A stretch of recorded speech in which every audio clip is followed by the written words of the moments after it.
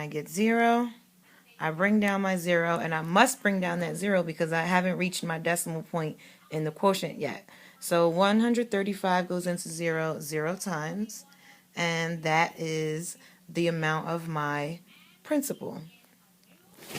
So I now know that Sam deposited, my P equals $650. So my complete sentence there will be Sam deposited $650 to open the account.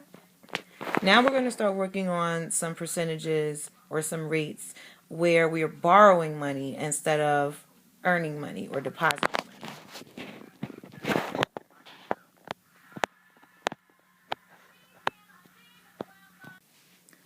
Okay, so now we have another problem where we're borrowing, and I've already started to fill in some of the information. And Douglas is borrowing $1,000 from Patricia. He agreed to repay her $1,150 after 3 years. What was the interest rate of the loan? You have to be careful when you look at a problem like this because you don't want to just take the amounts that are there and plug them in. You have to make sure you understand what the problem is saying to you.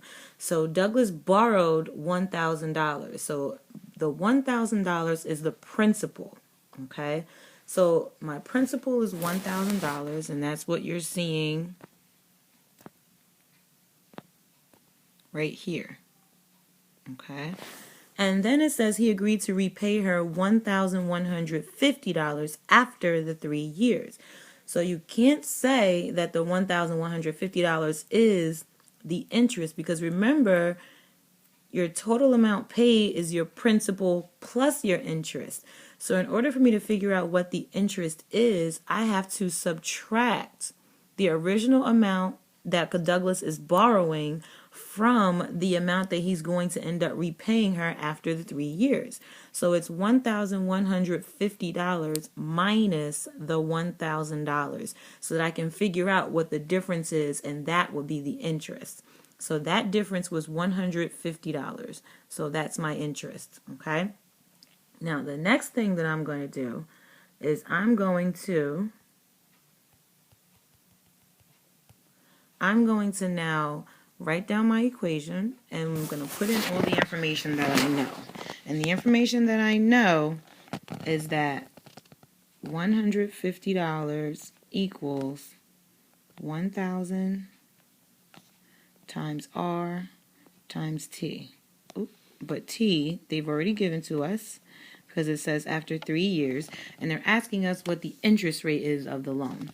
So now I'm going to simplify. So I have 150 equals 3,000 R, and I got that by multiplying my 3 times my 1,000, and then I divide both sides by 3,000. So I divide by 3,000 here and divide by 3,000 here because I want to get my R all by itself. So R is going to equal some fraction. Now remember, a rate is a percentage, so whatever we get as a result of this fraction, we'll have to make sure we turn that into a percentage. So now what I'm going to do, because I see numbers that are compatible, 150 and 3,000, I'm going to say, well, I'm going to simplify this fraction. So I have 150 over 3,000. Well, the first thing I'm going to do is I'm going to take off these zeros, okay? Because that means I'm dividing top and bottom by 10. Then I see that 15 is a common factor. So what I'm going to do is I'm going to divide both sides by I'm going to divide top and bottom, by 15 over 15. And then I end up with a fraction that is 1 over 20. Now on my fraction decimal equivalent chart, I've memorized, now I remember that 1/20th is 0.05, which means as a percent, it would be 5%, because I have to move my decimal 2 places to the right. So my rate is 5%, and I always circle my answer. So the question says, what was the interest rate of the loan? And my answer would be, the interest rate of the loan was 5%. So now I want you to tackle number 10 and see how you do with it. Number 10 is, what is the interest paid for a loan of $800 at 5% annual interest for 9 months?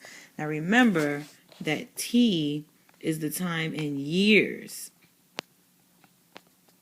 So think about how you would turn 9 months into years, okay?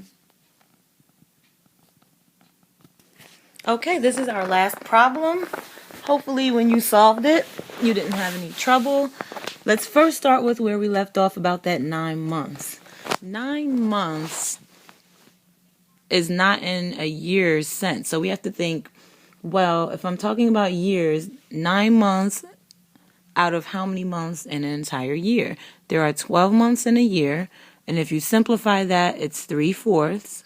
So if you're good with fractions, you can use that, but then you'd have to turn everything into a fraction. So I'm going to think about my fraction decimal equivalents, and I know that 3/4 is 0.75.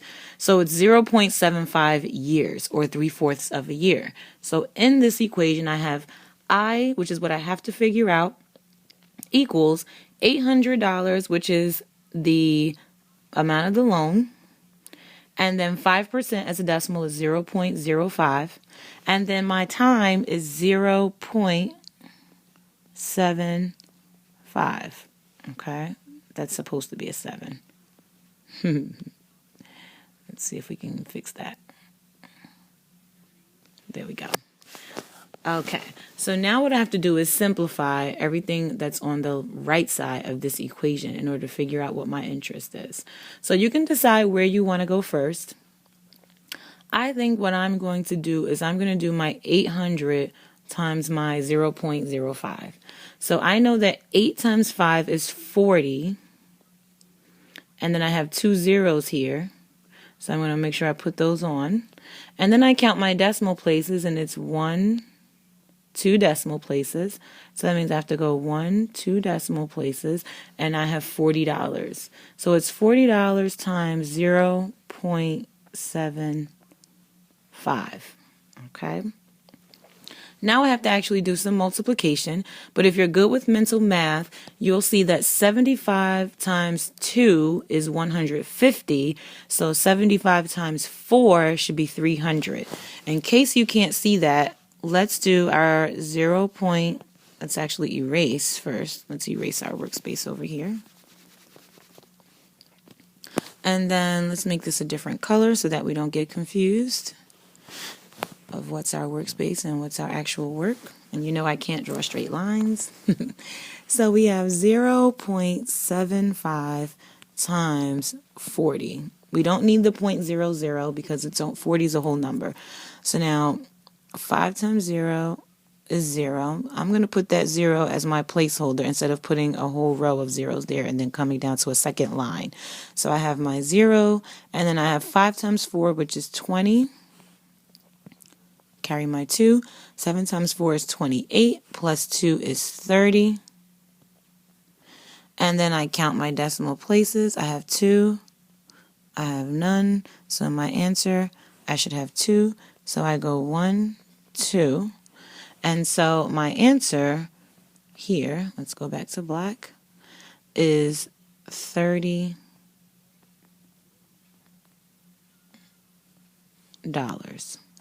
Now another way you can think of this is you're taking, it's 0.75, so you're taking 3/4 of 40. So if you're taking, let's erase over here, just for the mental math people, and if you didn't see this, this is another way you could have done this without showing it.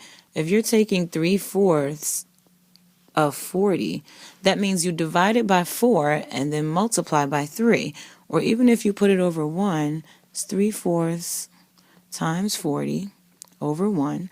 So then what you can do here is you can simplify, and this becomes a 1, this becomes a 10, and then 3 times 10 is 30. Okay, so your interest there is $30. But that's why it's so important for you to know your fraction decimal equivalents. So now we've done 5 examples. If you have any trouble, then as usual, you can send me a message on Edmodo. And I hope that you study, study, study.